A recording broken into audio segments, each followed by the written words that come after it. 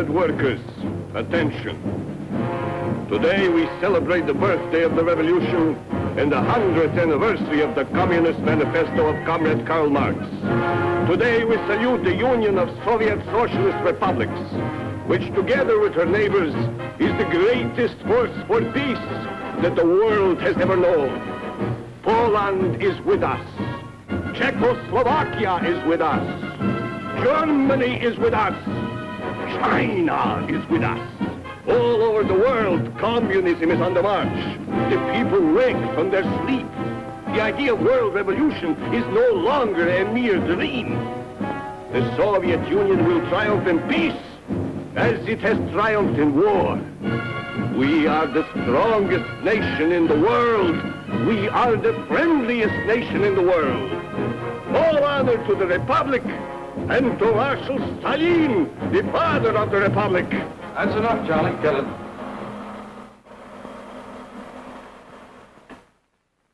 Well, that's the way the people in the Soviet Union see the world today.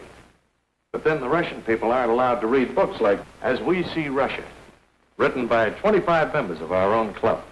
We here in the Overseas Press Club are well informed on what's going on behind the Iron Curtain because many of our own members have found ways to outwit the communist censors. And now, thanks to our guest of honor, Tom Kelly, who has just come back from Hungary, there's a new chapter for the book, Treason in Budapest, 1949. Yes, I covered the so-called treason trial of Cardinal Mindzhenty. The one behind the scenes. The one conducted by the crowd from the Kremlin. And that's where my chapter really begins, in Moscow. It's a nice sunny morning in November 1948. Everything is quiet at the Kremlin. I'm being transferred to Budapest by way of Paris. It's not so easy to get into Budapest these days, but I have a visa that's still good for Hungary. So I'm having my last bath in Moscow and enjoying.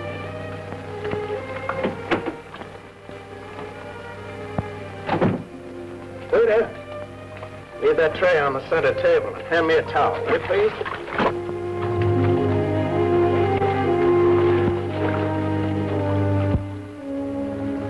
Well, thanks, pal.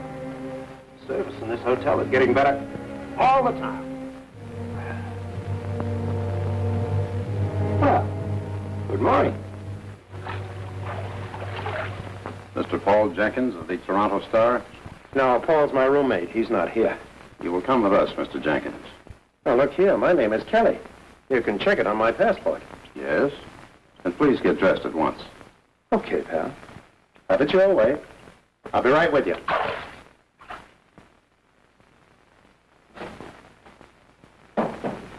Ah, Mr. Kelly. My apologies. Someone has made an unfortunate mistake. Well, what about Jenkins? He's a nice guy. Mr. Jenkins is returning home tomorrow. We found it advisable to revoke his visa. I guess maybe he's homesick. I see you're leaving for Paris. Uh-huh. Little vacation. You know, wine, women, song. Well, good morning, Mr. Kelly, and have a nice time. Oh, just one thing, Commissar. Yes. You promised to make some inquiries for me about George Polk. Polk? He was covering the guerrilla fighting between the communists and the royalists in Greece. Found dead last May. You said you'd try and get a final report for me on it. Oh, yes. Drowning incident. Most regrettable accident. Accident? With a bullet in his head and his hands and feet tied together with strips of wire? I'm sorry, Mr. Kelly, but the latest report from our embassy says accident. Thank you. Good morning, Commissar.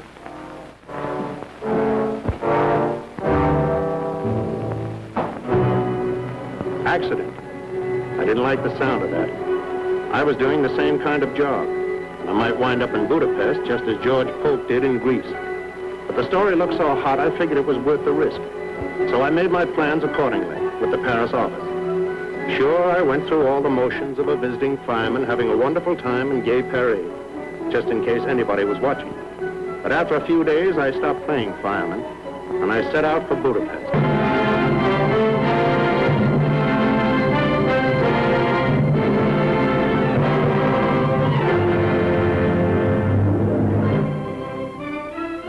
Budapest, where East meets West. And the Blue Danube is something more than a waltz by Johann Strauss. For a moment, it looked as if nothing had happened, as if everything were just the same as it had been when I was here 10 years ago. But everything wasn't the same. The war had left its mark on Budapest, too. The scars still showed in a lot of places. Of course, it was still a city of a lot of pride and a lot of tradition. The people held their heads high most of the time. But when they passed 60 Andrassy Street, they managed to look the other way. Here was a scar that nobody could hide. This was the house of terror, a house of torture, and its masters were Russia. Yes, a lot of things had changed in Budapest, but everything seemed as light and gay as the whipped cream on the coffee, especially in the Café George. Yes, a lot of things were just as they were when I was here 10 years ago.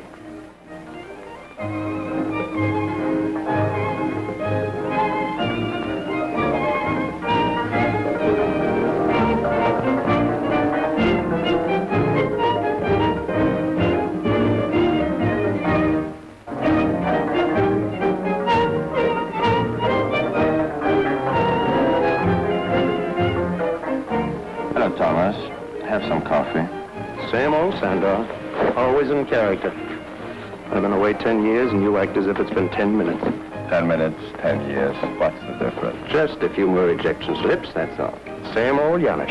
Welcome, Mr. Kelly. Well, if I might make a suggestion, Doctor, I'd like to say that your second act is... You may not make a suggestion. The doctor would only listen to me. Could be a first-rate playwright like Molnar, instead of a second-rate physician whom nobody wants around.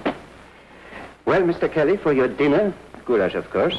You always did like that goulash, yes? Well, confidentially, I flew over from Paris just to get the recipe for the goulash. Ah, yes. You always did want that recipe. Well, who knows? Perhaps this time can be arranged. Tell me something, Sandor. Is it just my imagination, or are all the Russians sitting on one side of the room and just the Hungarians on the other? Yes, my friend, that's the way it is in Budapest today. I see. And just where do you sit? Dr. Deshti is the man in the middle. I simply believe in the art of survival. Janusz, are you going to make a report of this to the secret police? No, Dr. Deshti. I would be careful about Janusz. I don't think he can be trusted. Is there anyone in Budapest today who can be trusted? No one, except me. You ought to be ashamed of yourself, Sander, wasting your time on trash like this. Even if you don't believe in anything anymore, you ought to do better by your characters. They don't stand for anything. It's just an empty play about empty people. I know it is a perfect reflection of me. Sit down, Stephanie. Kelly doesn't approve of me either. Miss Stephanie Varna, Mr. Thomas Kelly. How do you do? Hello. Kelly. We used to sing a song about a man named Kelly in France during the war. Has anybody here seen Kelly? Kelly with the green necktie. Well, I'm not the guy, but I do have a beautiful green tie. I'll wear it for you next time. What brings you to Budapest, Mr. Kelly? I want to find out how the Russians are taking over Budapest. Whatever they're doing, they're being quite legal about it. A couple of years ago, the communists polled only 21% of the vote. Now they're the major party. Control the government, the newspapers, and the schools. How come? The 21% was the last free election. Some changes were inevitable, and not all of them are bad. Some people said the same thing under Hitler. Speaking of Adolf, isn't that a Nazi song they're singing? Yes. We still have a few left. We'll fight forevermore, for we know we are the only chosen ones.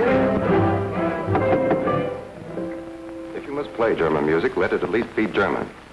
Let Nazi music stay dead with the Nazis.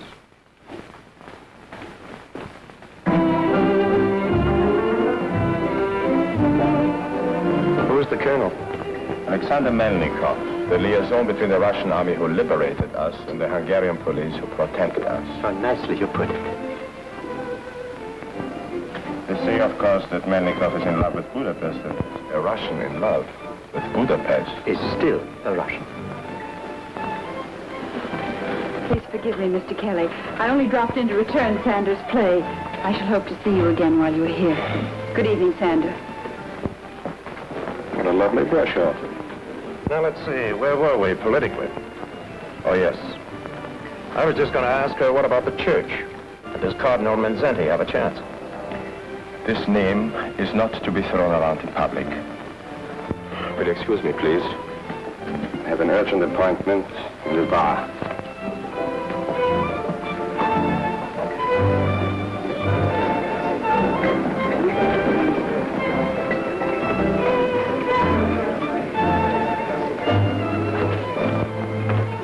Yash. Yes, sir? This headline says, "Death to the trader." That isn't the way everybody feels, is it? I wouldn't know about that, sir. I never mix up in politics. You might ask Miss Varna sometime. She's a music teacher at one of his schools. So they say. Well, that's not only a good suggestion, but it's a good excuse to see her again. Perhaps. Does one compete with the Russian colonel?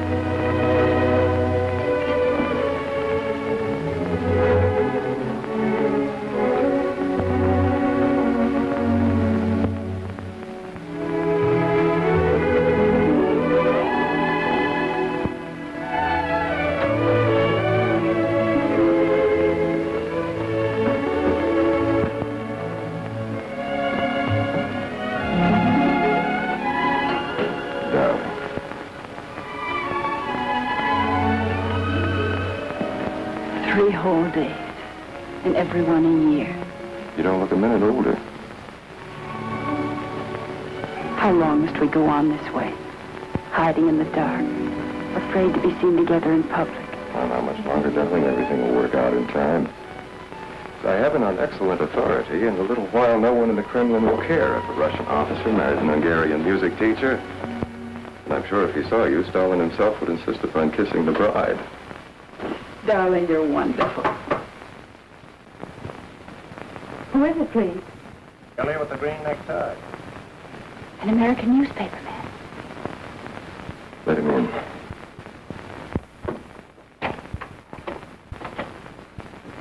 How did you know where I lived? Who told you? A local patriot, but don't hold that against him. Just what is it you want here? Well, Colonel Melnikov. Look, I guess I didn't go about this in the right way. A report has to begin somewhere. I would suggest, Mr. Kelly, if you wish official information, that you go through official channels. Oh, I will. But I like to work from the outside of the circle. For example, I thought Miss Varna might be able to tell me just where Cardinal Mindszenty figures in all this fuss about the schools. I have nothing to say. If you wish to know something about the Cardinal, why don't you speak with the man himself? He isn't a prisoner. Thanks, Colonel. That's a very good idea. Well, good night, Miss Varna. Colonel Melnikov, and thanks. Oh, I seem to be out of matches. There are some on the piano. Thanks.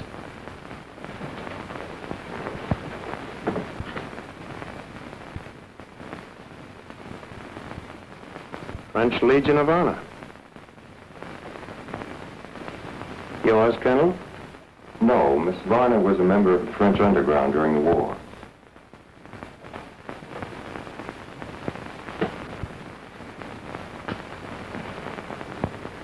One moment, Mr. Kelly. To me, this matter seems to be purely a domestic issue. Why should it concern you and your American newspapers?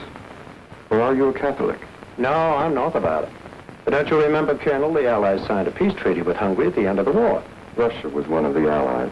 Well, that treaty guarantees a lot of things, including a little item called personal liberty.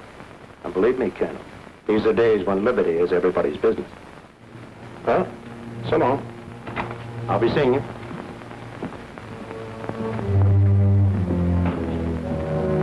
These Americans are impossible. This question about Mindszenty. Perhaps I should have explained that Mindszenty is an enemy of the state. He must submit or he must be eliminated. Kelly will learn it is the same here as in the Soviet Union.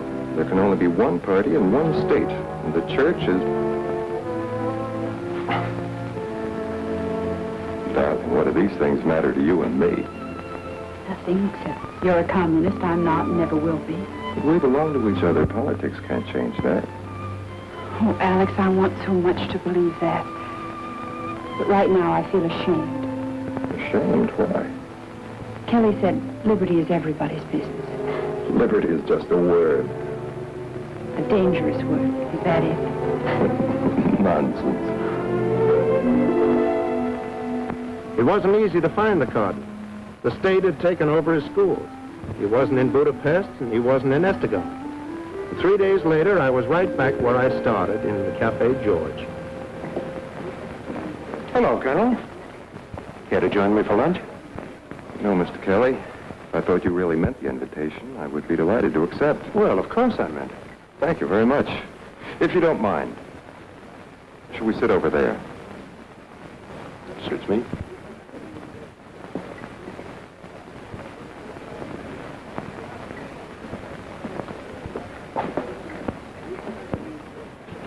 You will please understand, I have no prejudice against Americans. Oh, that's all right. I have no prejudice against Russians. In many respects, we are so much alike. Uh-huh. And so different, too. Tell me, how did you make out with your Cardinal? Colonel, if your men are half as smart as I think they are, you know darn well I never even got to see him. And if you had, just how would it have helped your story? I don't know. You see, Colonel, I could write the story from A to Z without setting foot out of this cafe. I know the whole routine. I've watched it in Russia, Poland, Czechoslovakia.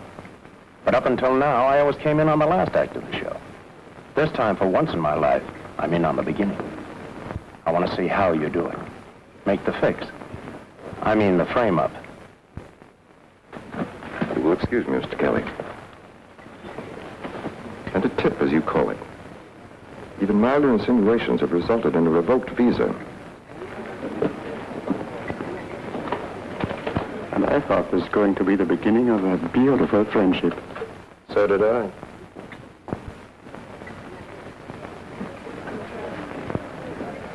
What will it be today? Omelette, souffle? Oh, surprise me. Anything but beef stroganoff. All right. And, please serve it over there. Hello. My apologies for barging in on you the other evening. I'm very glad you did. Thanks. But, how do you figure that? You said something about liberty being everybody's business. You're right. Is there some way I can help? Maybe. I need the answer to a lot of questions. One, what about those petitions against the Cardinal? None in our school yet, but others have had them. Government jobs, strong arm stuff? Of course. Has anyone ever had much trouble with the Cardinal before? Certainly not. He's very popular with the people. Then why haven't the people protested? What about the underground? There is no underground. The Russians take care of that. Every day, hundreds of people are arrested and never heard of again. Every day, hundreds try to flee across the border to Austria if they can. But surely someone must stand with the Cardinal. Yes, of course. But some Hungarians are like me. They're not Catholic. They don't want to get involved one way or another. I don't believe that. How about you? Thanks. Message for you, Mr. Kelly, was left at the desk. Janusz. Yes. Tell me, just what would you say the Russians are angling for in Budapest these days? Who can tell, sir? Know what they say in Vienna? We could stand another war if we had to. Heaven save us from another liberation.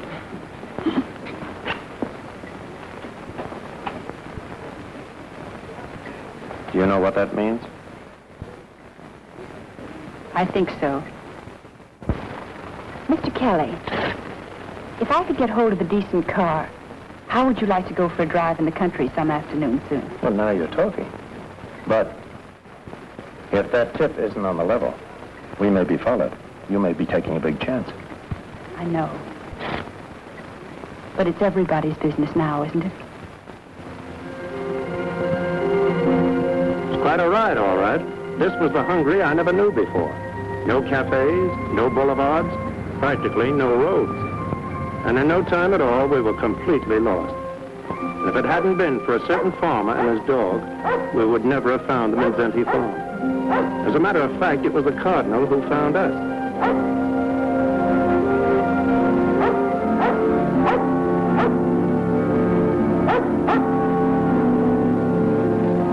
At first, I didn't recognize him. He looked just like any ordinary farmer. But when I saw his ring, I knew he was the man I was looking for. Of course, I wasn't too sure how it would work out. He didn't know me. He didn't know Steve. But the dog seemed to like us, and I guess that counted for a lot. So we went with the Cardinal, and when we met his mother in the vineyard, she insisted that we sit down with her. And suddenly, I felt quite at home. I almost forgot about the questions I wanted to ask. Almost, but not quite. Your Eminence, are you dressed like this because you're in exile? No, no. While I'm here at the farm, I'm a farmer. At Estegam, you're the Cardinal, but I was much happier when you were just a village priest. Yes, I, too, was much happier as a village priest. But I have every reason to believe that when the time is right, the government will regard me only as the Cardinal Primate of Hungary. And be quite prepared to treat me accordingly. Do you mean arrest? They would not dare. Who can tell what these men will dare? The move against the schools is the final move against the church. We had some 5,000 schools in Hungary. 3,000 of them were Catholic. And as long as I am responsible in any degree for these schools, we shall teach there the gospel according to Jesus Christ. Not according to Karl Marx or Commissar Stalin. On this point, I will not yield. Is there no chance for some compromise, some agreement? What chance is there of agreement between Christ and Antichrist? Do not misunderstand me, Mr. Kelly. I do not condemn our Russian neighbors as a race or as a people. But I do condemn the police state to which they are enslaved. We in Hungary will also be enslaved if we submit to men who owe their allegiance to the Kremlin. One must take a stand somewhere. One must draw a line past which one will not retreat. For myself, I have taken that stand. I have drawn that line. I will not surrender our schools to the domination of the state. You don't have a chance here. Isn't there some way you could get out of the country and lead this fight from exile? I will not run away. Now good men are needed here. The next move is up to the Soviets. And when will that come? Who can tell? It might come today or a year from today. The sky can darken without warning. Like this storm that's moving along now. It is nothing. It will pass. Yes, perhaps it will pass. Its shadow will still be upon us. When the real storm breaks, Mr. Kelly, the enemy will not appear among us as an enemy. No. He will appear as one who wishes to save us from disaster. He will have the hero's part. I will be the villain of the piece. It is always that way. That which is evil must be made to appear good. That which is good must be made to appear evil. So it was with Hitler when he moved into Poland. So it is now with Stalin when he moves into Hungary. How do you feel about all this? I'm not worried for my son. I'm worried for Hungary. To me, sometimes when a storm is in the making, it's a relief to say, let it come. Let it come fast. Hard.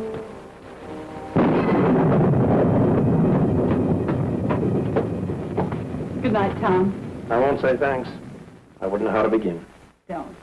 The Cardinal has made me feel like a Hungarian again. Good night.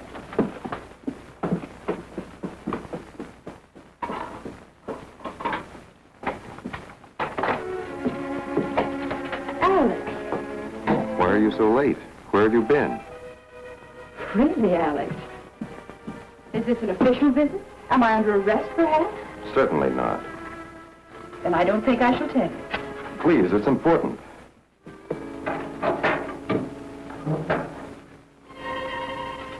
Kelly and I went to visit Cardinal Mindzhenty at his mother's farm. He's truly a remarkable man. I do not understand. Why should you do such a thing? Why should you want to? You wouldn't understand if I told you. Have you any idea whether you were followed? I don't think so. Well, that is fortunate. But you must promise me something. Promise me you will never try to see this Mindszenty again. Why? Only this morning, his secretary, Father Zakar, was arrested at Estegum and taken into custody. On what charge? On whose complaint? What difference does that make? If he's been arrested, he's certain to be convicted. Darling, Mindszenty's a traitor, and so are all those who stand with him. I'm afraid for you. Your life is my life. Now, give me your promise. I will not promise. I am a Hungarian, and I can go where I please in my own country. Yes, you are a Hungarian. But you may not go where you please anymore. You're mistaken, Alex. Darling, please face the realities of life. Your country is free in name only. Actually, it is a province of the Soviet Union. I will never admit that. Stephanie, this is no time for sentiment. I know. This is the time to face the realities of life.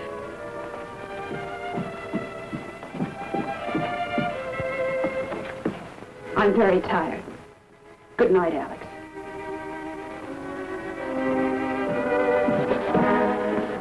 Good night.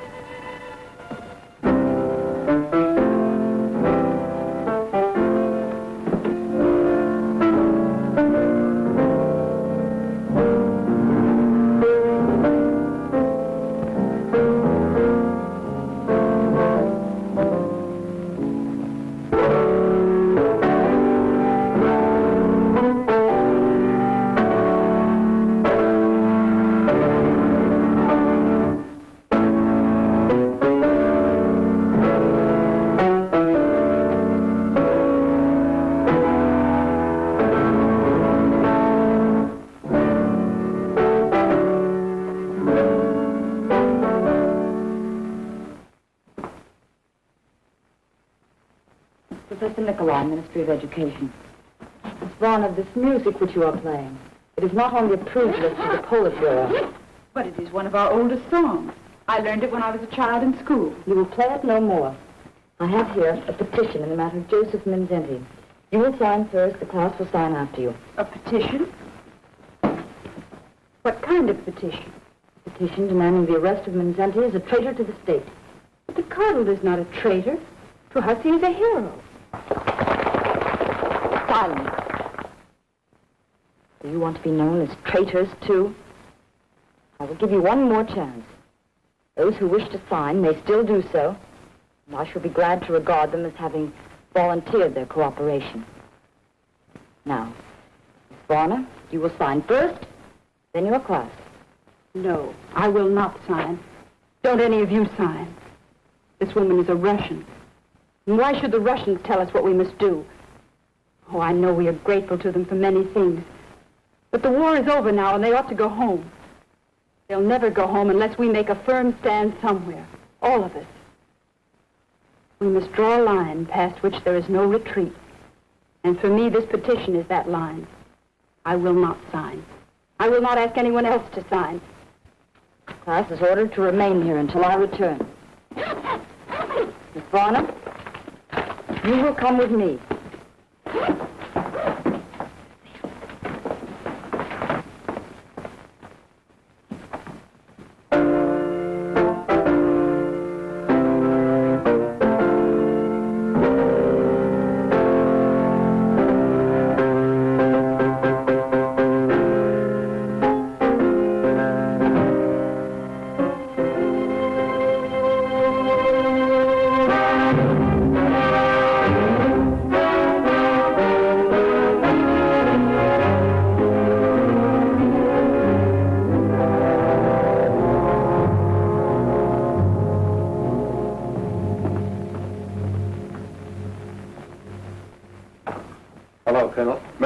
Since early afternoon. Can I see you alone for a moment?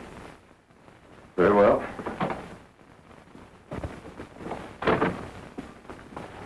It's a friend of mine in serious trouble with the police. I never interfere in police matters. It's a friend of yours, too. Stephanie. Are you sure? Absolutely. I was supposed to pick her up after school, but the secret police beat me to her. She's right here in this building.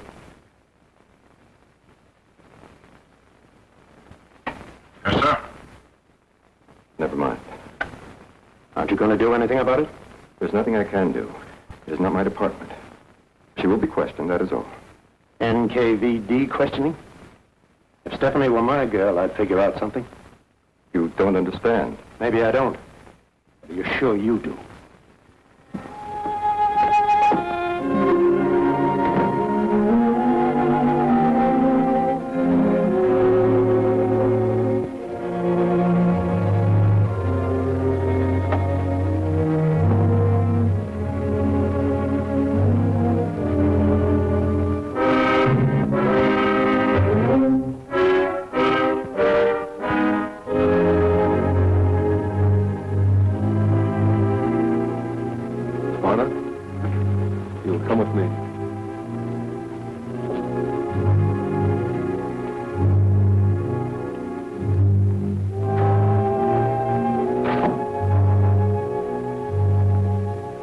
Varna?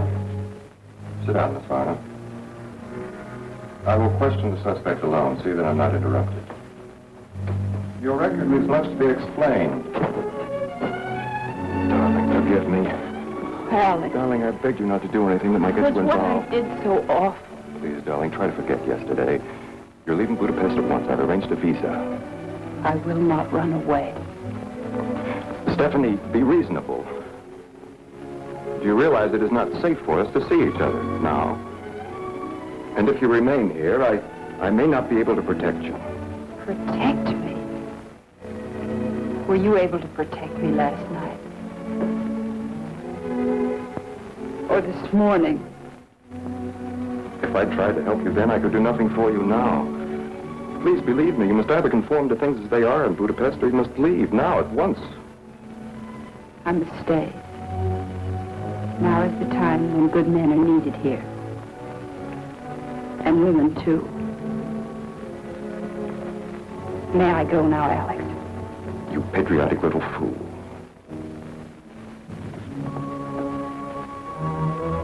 I will see you as soon as it is practical. I'm sure you will. These days, you Russians are highly practical.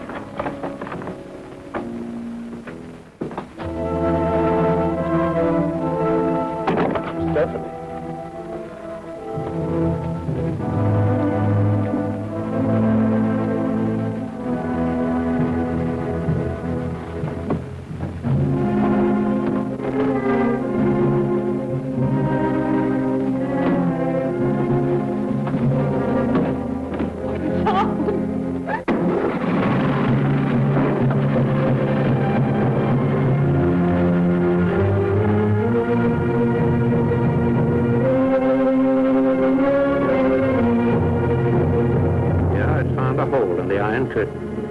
Feeling pretty good about it.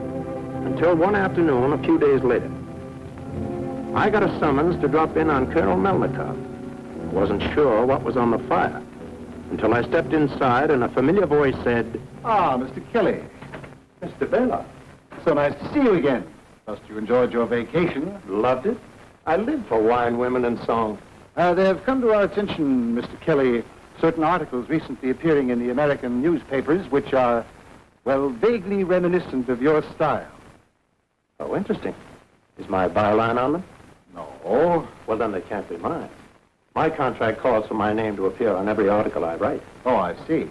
And the office is very careful not to violate a contract. Of course. That's all, Mr. Kelly. Thank you. Not at all. Tell me, Mr. Beloff, is there any statement you would care to make on the general situation in Hungary at the present time? I'm only a visitor here. Besides, I make it a point never to interfere in the affairs of a friendly neighbor. Okay, Mr. Beloff, and thank you.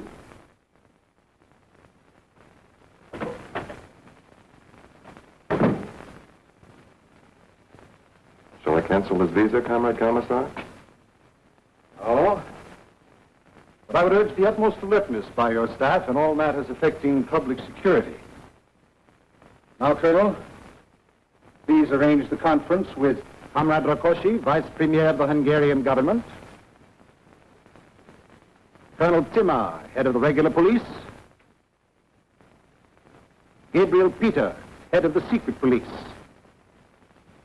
I need hardly remind you, gentlemen, that the Politburo in Moscow is not interested in explanations. It deals only with results. And the results in the case of Josef Mindzhenty have been negligible. Someone has failed miserably. Comrade Rákosi, as Vice Premier of the Hungarian government, for all practical purposes, you are Hungary. How do you analyze the situation? What else could we do? We took over the schools, but most of the teachers in their hearts are still loyal to Mindszenty. We have given him every opportunity to escape, to leave the country.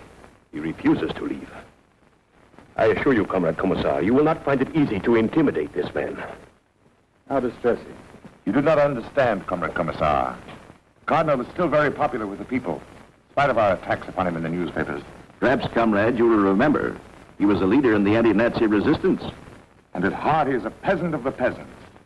He opposed our program for land redistribution, yes, but only because it didn't give enough to every farmer. If we proceed against him now without some real evidence, it might prove to be disastrous. If we do not proceed against him now, Comrade Colonel, it will also prove to be disastrous. Let us be realistic, gentlemen. You say that this cardinal is now under house arrest in the cathedral at Esztergom. I ask you, in all logic, how much longer do you Hungarians think you can continue to play out this little farce which you call protective custody? Either the man is under arrest or he's not under arrest. Each day that he remains at liberty, the prestige of your government suffers. The prestige of the Soviet Union suffers. Now, I admit this situation is not one of our seeking. No one asked for a final showdown with the church at this time. Once the issue is joined, there can be no retreat. There can be no surrender on our part. This religion, like all religions, remains the inevitable enemy of the Soviet state and is treated as such. We must destroy this man and the faith that is in him, or he will destroy you.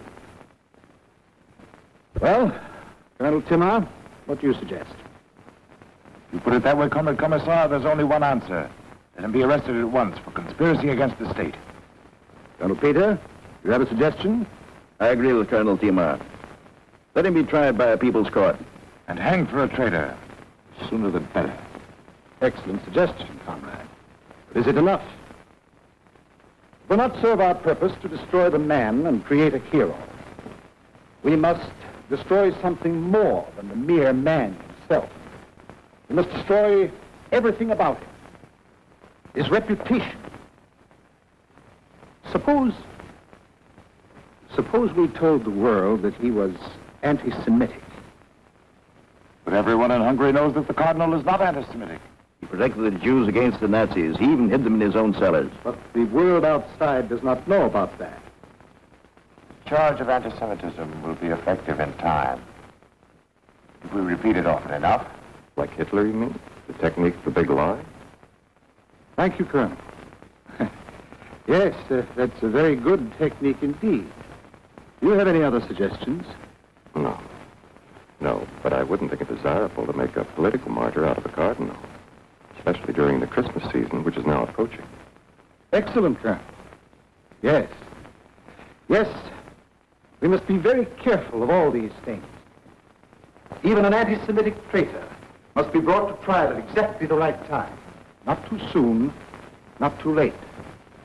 Yes, we must completely discredit this man. In his own country, in his own church, in his own soul. But not before Christmas, Comrade Rákosi. Not before Christmas.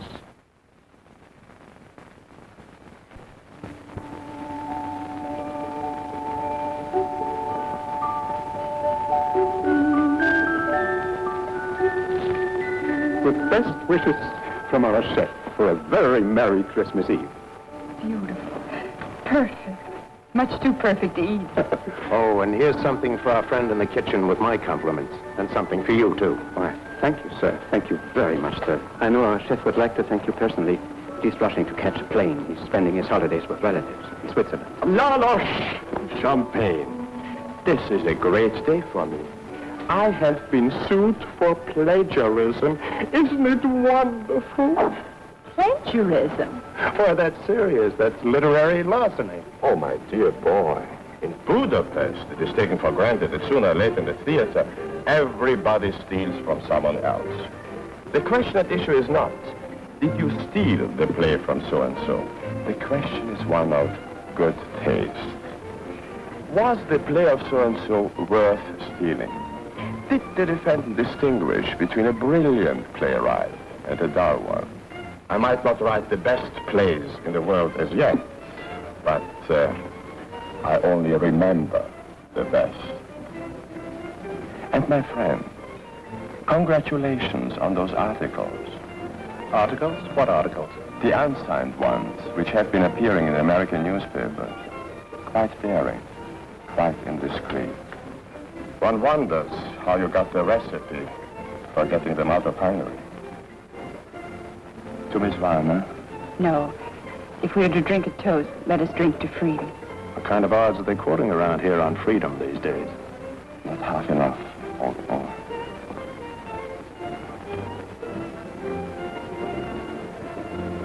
To freedom. To those who live for it, to those who die for it. To freedom.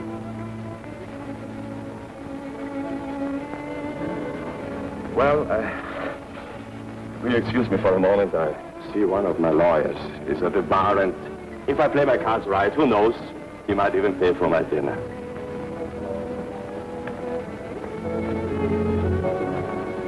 What's the matter, Steve?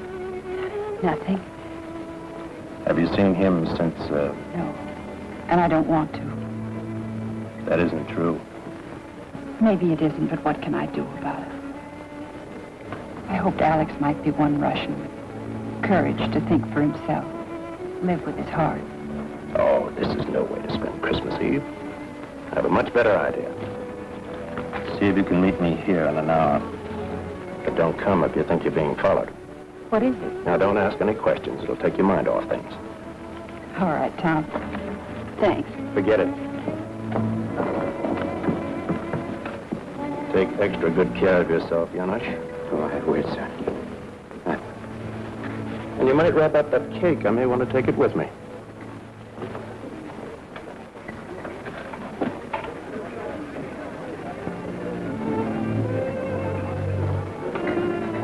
Good evening, Colonel.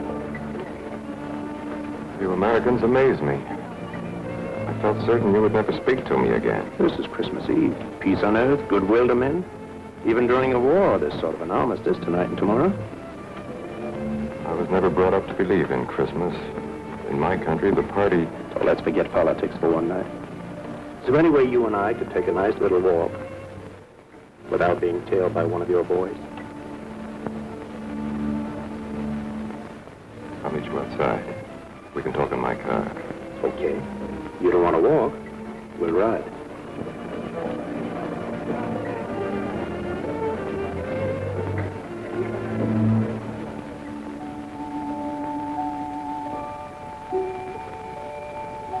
Merry Christmas.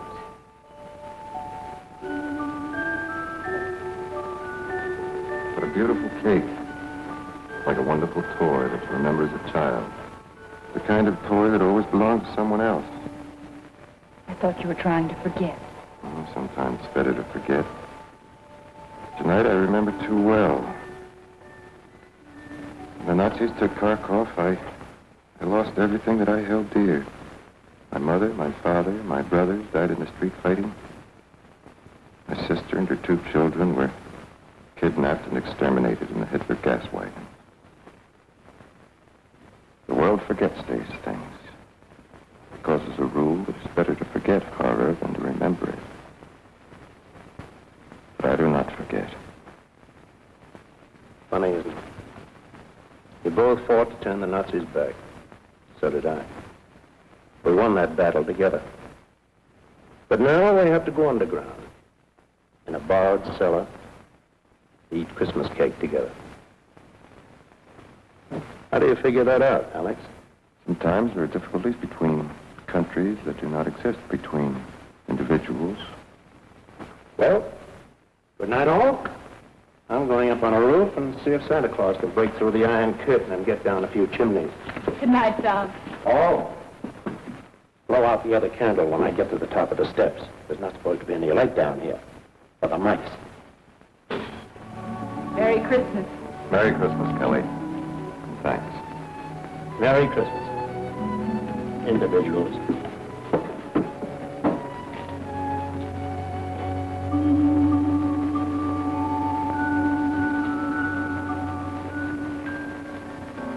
Next morning, Stephanie and I went to Esztergom for Christmas, and a wonderful Christmas it was. We got there in time for High Mass. For a moment, you could almost forget what was coming up, but only for a moment. When I took a look at the guards, I knew they hadn't come to pray. I knew this was the end of the road, and so did the Cardinal and everyone else in that church. And so, my dear good people, the days of the Caesars are always with us. Innocent are massacred. The brave are compelled to go into exile, like the Holy Family itself on its flight into Egypt. Yet the word of God abides in the hearts of men. Nothing can destroy that. For it is the only reality that transcends all other reality. Today, Christ is born again for our redemption. And so we too are born again. And so on this, the birthday of all mankind, let us stand firm in that faith which makes us free men. Free before God. Free before Caesar. Let me affirm once more, I love my country as I love my church. If I resist the Russian authorities who are among us, I resist them for the same reason that I resisted the Nazis who once held us in bondage also. I am against tyranny in all forms and under all labels.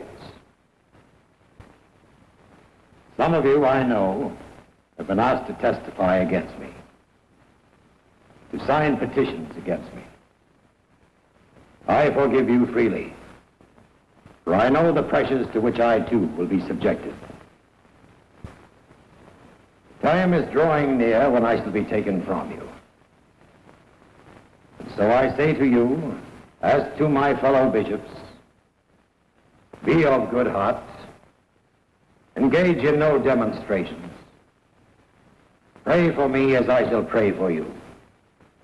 And remember, please, now and as always, I pray for a world of charity, a world of justice.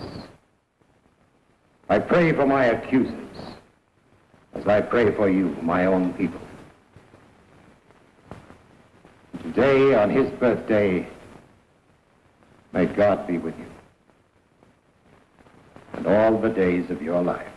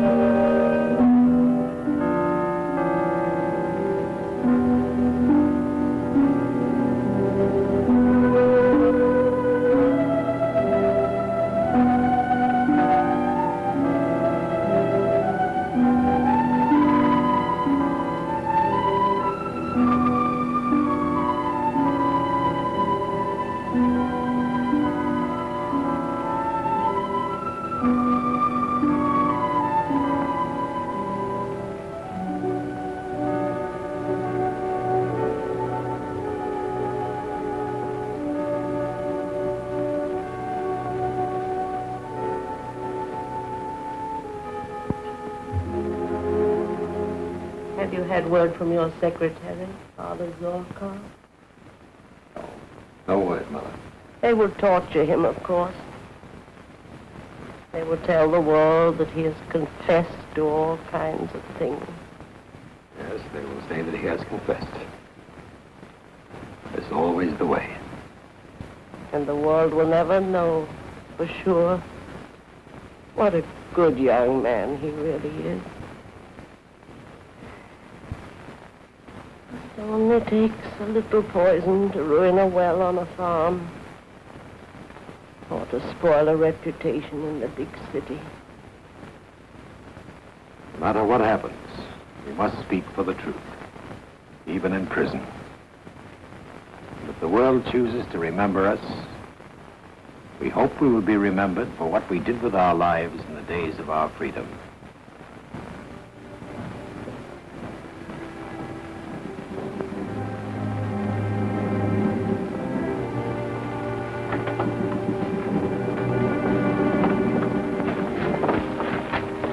It's my duty to announce that you're under arrest. So it has come at last.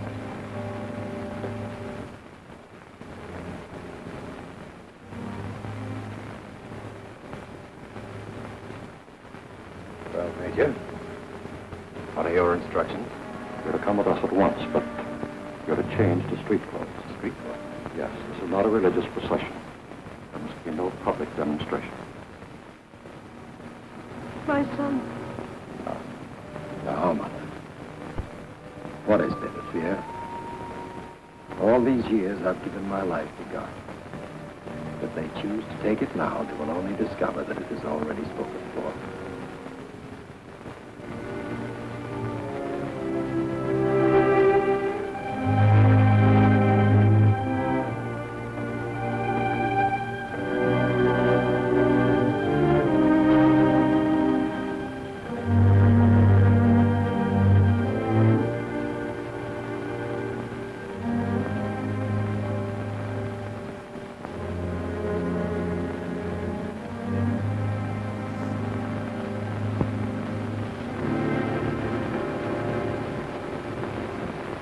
I have partaken in no conspiracy whatsoever.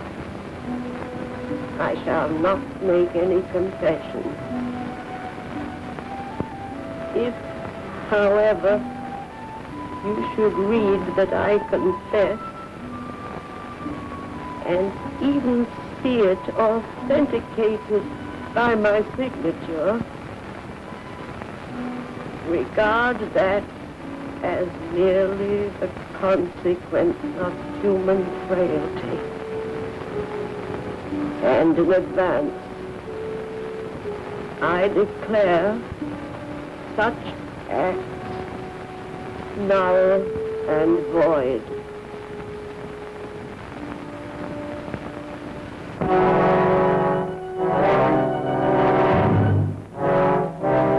And so the real trial began. The trial that nobody ever heard about. Tell us again, when did you first begin to conspire against the Hungarian state? I have not conspired against the Hungarian state. But you have refused to cooperate with the government, have you not? I have refused to cooperate with those who have taken over the government.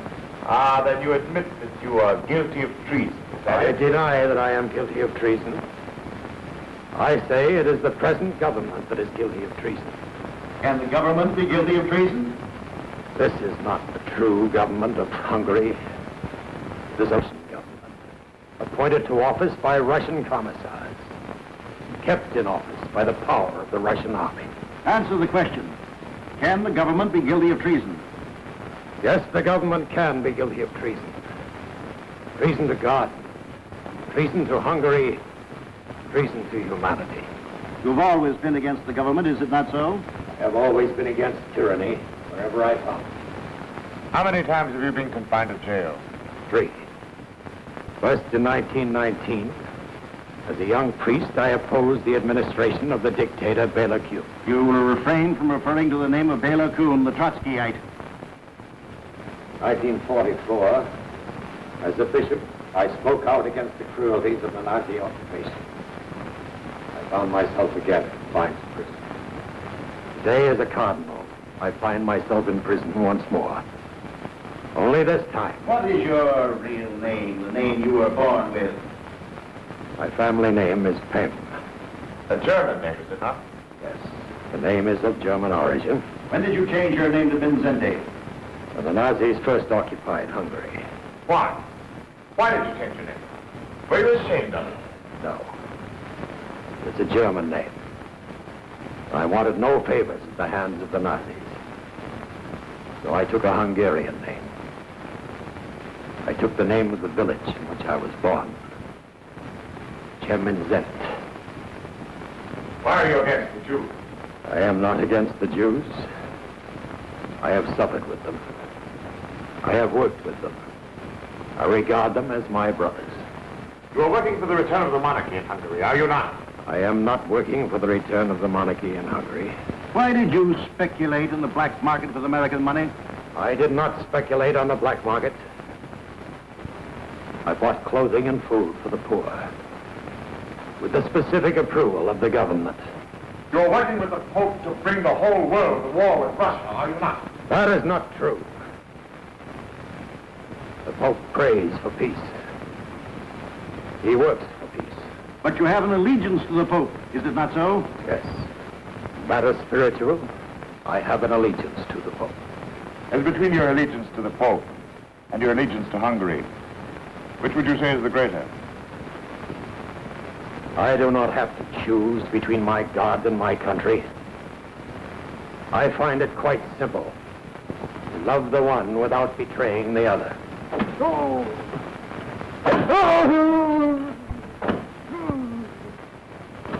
Permit me to observe, Your Eminence, that there are those who do not find it quite so simple. Your secretary has confessed many times. Every day he confesses a little more. Come, Your Eminence. Why permit a young man to suffer needlessly? Give us your confession now. Let there be an end to all these questions. No. I will never confess. For I have done nothing to injure my country. Neither has my secretary, Father Zokar. You say he has confessed. I say it is because you have tortured him beyond the point of endurance. I say... Oh. Father of mercy. Have mercy on us all.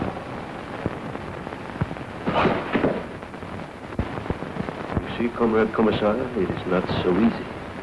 We've had the Cardinal on his feet ever since he was arrested. Secretary will confess to anything. Cardinal will confess to nothing. Then we must find those whose testimony will support that of the Secretary. Arrest everyone who has had any dealings with the Cardinal in the past month. And for His Eminence?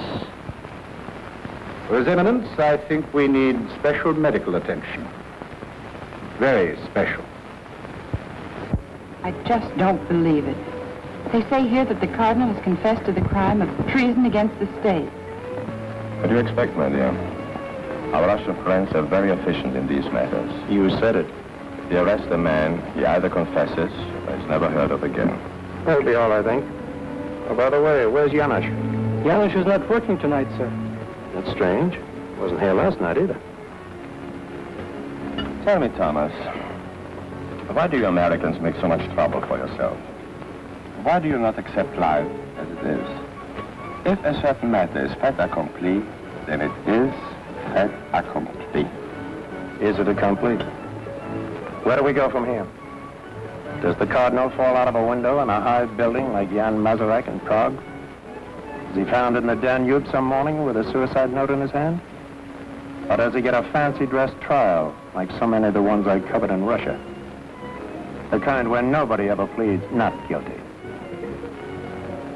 I admire your power of analysis, but at the moment I'm more concerned about the state of your health. Don't worry, Sander. Never felt better. But thanks for the warning. Good night, Steve. Good night, Tom. See you in the morning. At 10. Excuse me, sir. You were inquiring about Janusz. That's right. I have found out for you where he lives. On the other side of town, somewhere at the end of Avenue Anyu. Thanks, Finn. I may want to send him an old Christmas card. This doesn't make sense. It isn't credible. If His Eminence has been meddling in politics, he has to take his chances, just like anyone else. Meddling? The Russians are doing the meddling. They have stolen a whole country from us, and what do? We sit around in the cafes as if nothing had happened. We drink our coffee, read our newspapers, and wonder whether the Cardinal was a little out of line here and there. Maybe more of us should be out of line with him. If you people would just stand together. They probably disappear separately. If I may say so, Stephanie, I'm afraid you're much too impressed with Kelly. And your acceptance of even temporary employment as secretary is most indiscreet. Kelly is a very courageous man. Perhaps so. But he's a very bad reporter. The first duty of a good reporter is to survive long enough to tell the whole story. And I doubt that Kelly will. Are you trying to tell me something, Sander? I only know what I overheard. Certain steps have been taken, even though unofficial. When? How do I know? If I were Kelly, I wouldn't want to be alone, especially not tonight.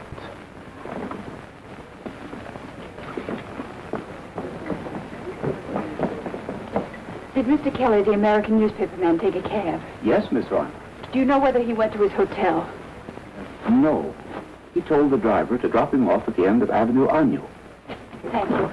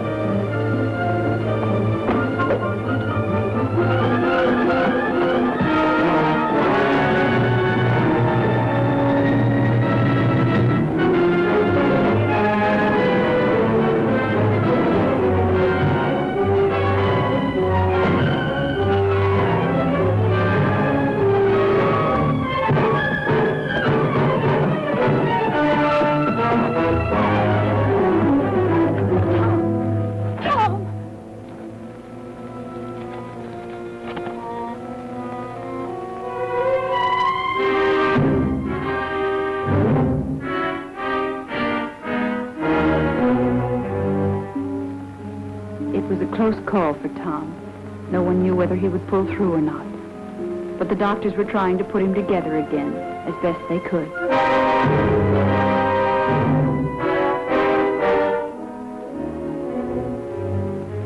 It was a little different at 60 Andrassy Street. They were taking people apart, but they were being scientific about it. The medical reports on the examination of the Cardinal speak for themselves, Comrade Commissar. He will not confess. He will not yield in any degree. Must confess, he must yield. Very well, but there are limits past which we cannot go if the prisoner is to be able to stand trial. Russia, we have no difficulty with such matters. Be reasonable, Comrade Commissar. These confessions take time, even under torture. But there is no time. Public trial must be scheduled without delay. It will not be easy. The night His Eminence was arrested, he wrote a personal letter warning people not to believe any confession that might be attributed to him once he was under arrest. Even if His Eminence should confess in time, how are we to explain this document in his own handwriting? Simple. When he confesses, let him repudiate the warning against confession in his own handwriting. But that will merely remind the people that His Eminence has obviously been under considerable pressure. How will that look before a jury? There will be no jury. The case will be tried before 5 judges of our own choosing. Tell me, Doctor, are you quite sure you've tried every inducement with the Cardinal? Every type of treatment has been considered, Comrade Commissar. But since it is desired to present the prisoner in court in the near future, we have found it advisable to concentrate on psychological rather than on physical pressures. We have therefore alternated periods of sympathy and understanding with periods of denunciation and disapproval. The prisoner has not been allowed to sleep for more than an hour at any one time. His cell is completely illuminated day and night. To date, he has been examined on 80 different occasions. The diet is sharply restricted, except for large quantities of hot water.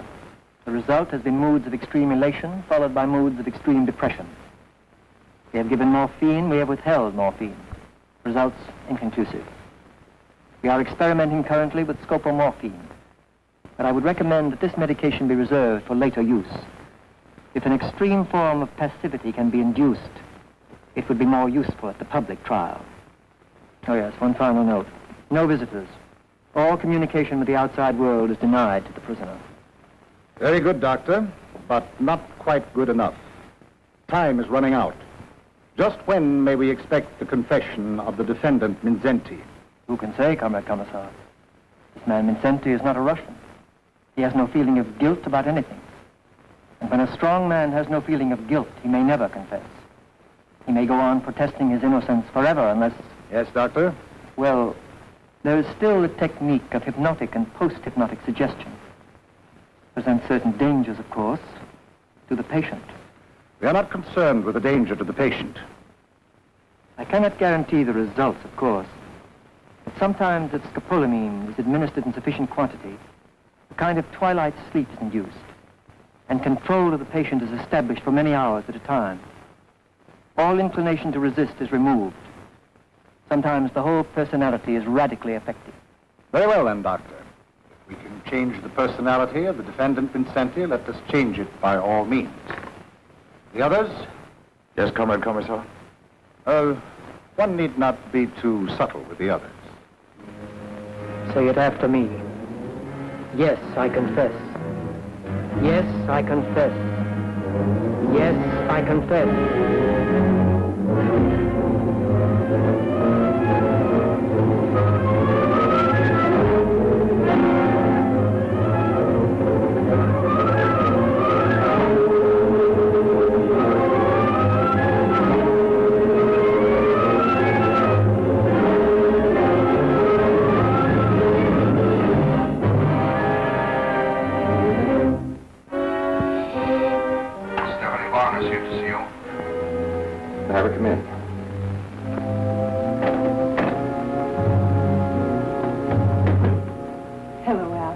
It's not good for you to be seen here. Do you know of a safer place? See that I'm not disturbed. For your private files. Heil Hitler, Heil Stalin. Where did you get this? It must be some joke. It's no joke, Alex. This is the calling card of a new kind of street gang. They attacked Tom Kelly last night on a little side street. Why didn't Kelly come here himself? Because he's still unconscious in the hospital. What will you do with this Nazi gang? One street fight does not make a battle. There are no Nazis in Budapest anymore. Oh, yes, there are. They call themselves the Arrow Cross, and they're barbarians even if you take them over and call them communists. Stephanie, enough of this. Vilmos Olty, who's going to preside over the Cardinal's so-called trial. Olty is a leader in the Arrow Cross, worked for the Nazis all through the war. And now he's going to sit in judgment on a man who fought against the Nazis all through the war. This is merely a matter of temporary policy. That policy is made by the party. Alex, you have to live with that policy. How can you collaborate with the Nazis? Where is your conscience? Conscience? If you mean personal responsibility, all responsibility is in the party. And the party, through the Politburo, is the sum total of everything we are. And the party can do no wrong? The party can do no wrong. Then all the Russians who died to stop Hitler have died in vain. Because Hitler lives on in you and every other Russian that plays the game the way that Hitler played it. What would you have me do? Face one question honestly. Are you living for yourself, or are you living for the 14 men who rule in the Kremlin? A Russian must either live for them or die for them. There is no choice. You're wrong, my darling. There's always a choice.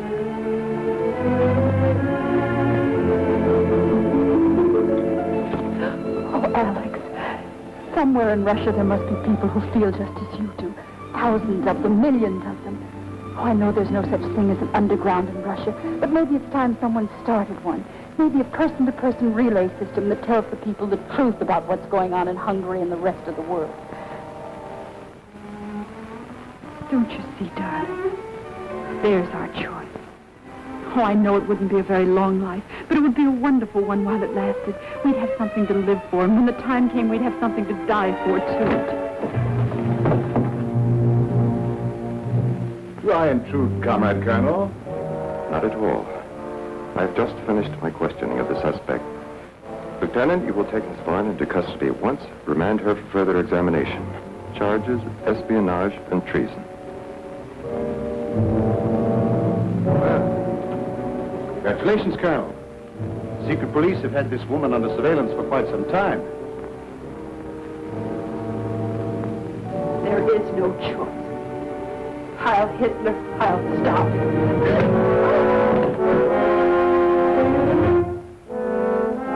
You will answer, Miss Varna. Answer! Must we go over all that again? Surely you know everything about me by now. You were a music student in Paris when the war broke out in 1939? That is correct. And you remained in France to support with the French underground? Yes. Why? If I wanted to do what I could against the Nazis. But Hungary, your country, was fighting on the side of Hitler. That was one of the mistakes my country made. You're a personal friend of Joszef Mindzhenty? I met him once, that's all. Then you are ready to testify against him? I know nothing. How can I testify? You're conspiring with Mindszenty to overthrow the government. Confess it now while there's still time to confess. I have nothing to confess. Answer the questions, Miss Varna. You will answer the questions.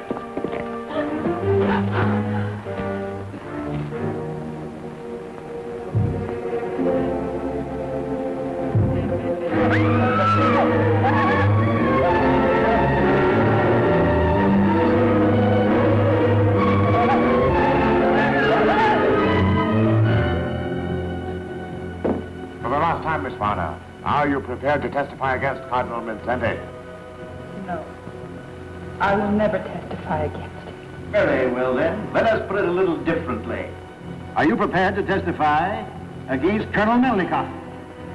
You were acquainted with Colonel Melnikov, were you not? As a matter of fact, you were in love with him. You deny this? Well, what do you say, Miss Varna? Just what did Colonel Melnikov mean to you?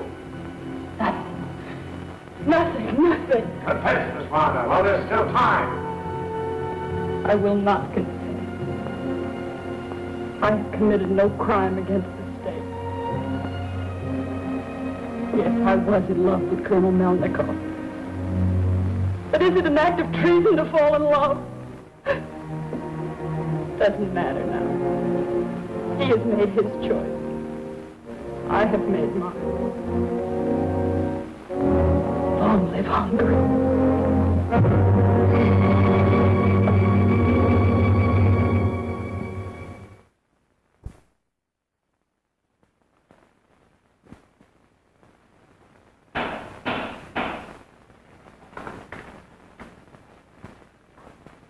The record will show that all of the 7 defendants are charged with conspiracy to commit treason against the state, and that all 7 have confessed. Father Nodge, Prince Esterhazy, Father Zakar, Laszlo Todt, Father Ishbanki, Professor Voronoi, and the chief conspirator, Joszef Mindzhenty. There remains for this court only the problem of determining the degree of guilt for each of the defendants. And for the defendant Mindszenty, the state prosecutor asks the penalty of death. In his own behalf, the defendant Mindszenty submits to the court the following statement. In his own handwriting, I wish to lessen the present tension and voluntarily admit that, in principle, I committed the acts in the indictment. After 35 days of constant meditation, I consider that an agreement between church and state is necessary. I hereby willingly declare, free of pressure, that I am willing to withdraw from the exercise of my duties as cardinal for a time. The prisoner may rise and address the court. The prisoner may rise and address the court.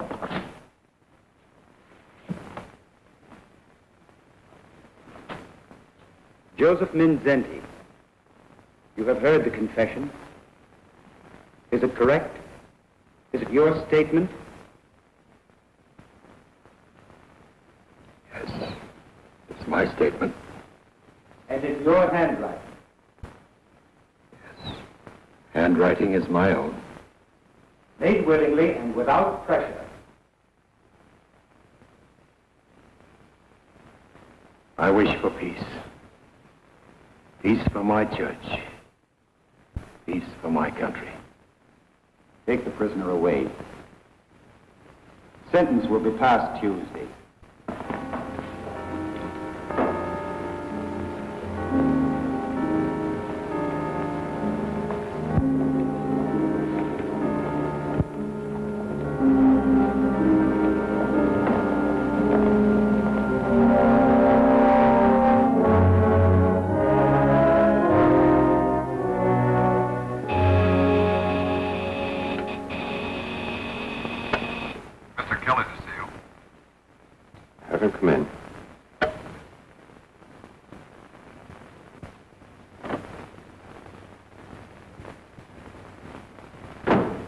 Where's Stephanie? I've no idea. Look, Alex, this is a girl you love, and she hasn't been seen since the afternoon she came here to see you. If you have not already made arrangements to leave Budapest, I would suggest that you do so at the first opportunity. I'm not leaving Budapest until I get the whole story of what's been going on here. The trial was well covered by the press. The trial was well covered by a select group of local correspondents who never had a chance to speak with the Cardinal. There were 2 American newspapermen present. Why don't you talk with them? I have. I refused to sign your statement saying there was no censorship. Sure, the Cardinal confesses. But to what? Nothing that matters. Nothing that makes him guilty of treason. You Americans are so naive. Always it is the individual you are thinking about. You mean you don't even think of Stephanie anymore? Where the welfare of the state is concerned, what does it matter who lives and who dies? Sure. What is the difference? If you Russians are going to make the whole world over in a hurry, someone's bound to get hurt. Sometimes it's 10 million of your own people locked up in slave labor camps. Other times it's just a funny little waiter like Janusz, or a Cardinal, or a girl one might have loved. Okay, Alex. You stick with your dreams. I'll play along with mine. Only the next time you get back to Russia, take a good look at everything and then ask yourself, why did your sister and her children have to die in Hitler's gas wagon? Was it so you could build a better world with whatever remains of the Hitler gang? You Americans must recognize that a good party member is always loyal to the party. So long, Alex. Is it my imagination? Or do I hear somebody shouting, Heil Hitler, Heil Stalin?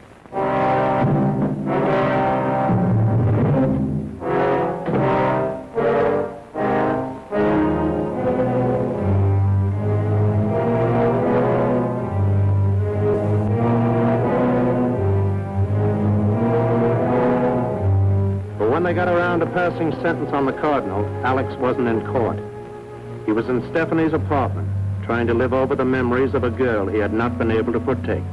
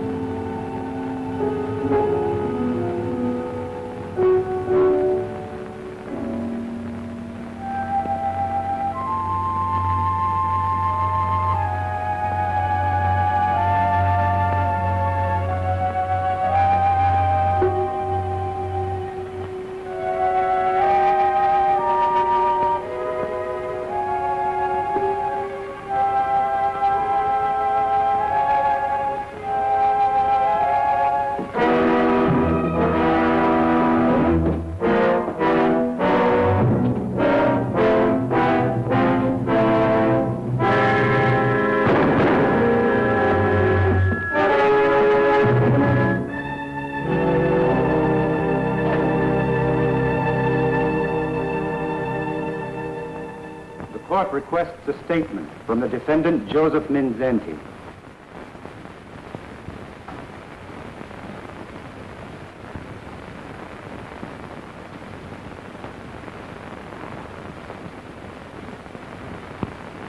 I have half a century on my shoulders. Half a century of definite education and principles. This education, these principles, are built into the life of a human being as railway rails are anchored into the earth. This explains a lot of things. For more than 40 days, I have been before the police and the court. They ask me, and I answer. These questions and answers are not only for those who question me. For a man must also answer his own soul.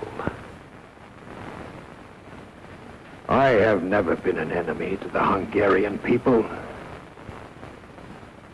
I have no quarrel with the workers, the peasants, to whom I and my family belong. This morning I prayed to my Lord. I asked for peace.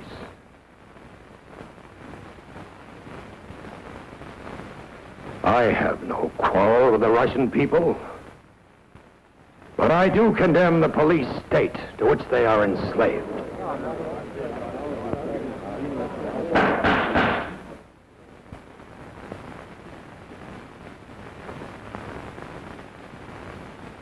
Peace. Not tomorrow. Not in the distant future. Peace in our time. Josef Mindzhenty, you are sentenced to imprisonment for the remainder of your natural life.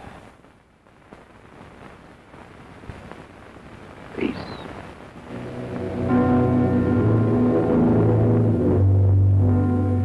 When the local correspondents finally caught up with Commissar Belov, no one was worried about Alex or the Cardinal. There were too many other questions before the House. All over the world, communist leaders were saying they would fight on the side of Russia in the event of another war. Well, how about it, Commissar? Does that mean peace or war? But believe me, gentlemen, Russia wants only peace. Russia wants peace at all times. Good morning, gentlemen.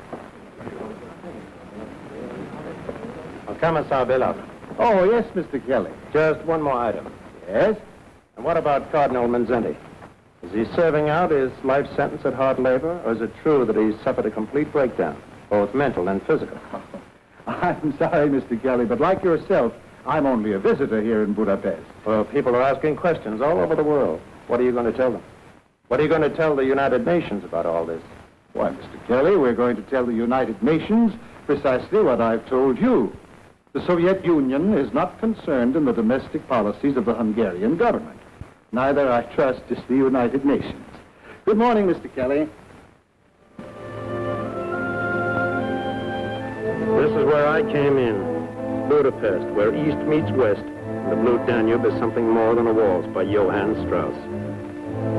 I had the story about Stephanie, because I knew what no record meant. No record meant death or worse in a slave labor camp. Goodbye, Steve, wherever you are. To freedom. To those who live for it. To those who die for it. Goodbye, Alex. You Americans must recognize that a good party member is always loyal to the party. Goodbye, Your Eminence. Now and as always, I pray for a world of peace. A world of charity. A world of justice. Someday, if we could ever get through to the Russian people, things might be different. But right now, the only people who are getting through to anybody are the Soviets. But don't worry, we're blocking them in a lot of places. We turned them back in France and Italy with the Marshall Plan. We stopped them cold in Berlin with the airlift. Oh, I know they're still gambling on Germany, and Austria, China, and India.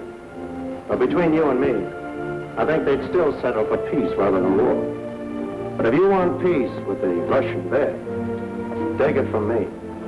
You can't let him walk all over. If he steps on you, you've got to yell. And keep on yelling about a lot of things. And one of them is a man named Mindszenty. Another is Loyaj Ordas, the Lutheran bishop, Budapest, who still hasn't been heard. Then there's the little matter of the 14 Protestant ministers who are still in jail in Bulgaria. You see, the way I look at it, we're living in a time when liberty is everybody's business.